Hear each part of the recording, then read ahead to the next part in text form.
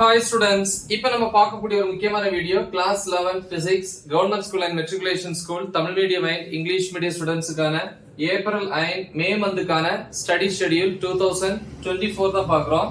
இன்னைக்கு வந்து டே 9க்கான ஷெட்யூல். ஸோ யூனிட் 2 கைனமேட்டிக்ஸ், அதாவது அலகு 2 அப்படின்னு சொல்லுவோம் இயக்கவியல். இன்னைக்கு ஈவினிங் வந்து 7 to 8 வந்து 1 hour topic number 2.3 elementary concepts of vector algebra.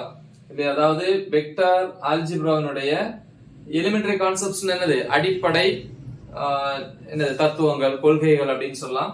Topic number 2.3.1 வந்து மேக்னிடியூட் ஆஃப் எ வெக்டர், அதாவது வெக்டரின் எண் மதிப்பு.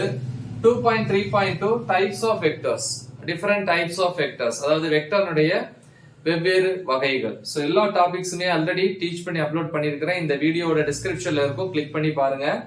அப்புறம் 8 to 9 1 hour வந்து dinner, 9 to 10 1 hour topic number 2.3.3 என்ன டாபிக், அடிஷன் ஆஃப் வெக்டர்ஸ். அதுல அது அடிஷன் ஆஃப் வெக்டர்ஸ்னா வெக்டருடைய கூட்டல் பண்பு இல்லையா, கூடுதல். அதுல triangular law of addition method, இது ரொம்ப ரொம்ப இம்பார்ட்டன்டான 5 மார்க் கொஸ்டின், கண்டிப்பா படிக்கணும். டீச் பண்ணி அப்லோட் பண்ணியிருக்கிறேன்.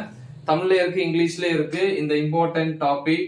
ஓகே, தமிழ்ல வந்து பாத்தீங்கன்னா முக்கோண விதி இல்லையா, என்னது கூட்டல் முறை, முக்கோண விதிப்படி வந்து 2 வெக்டார்களுடைய கூடுதலை கண்டுபிடிக்கிறது.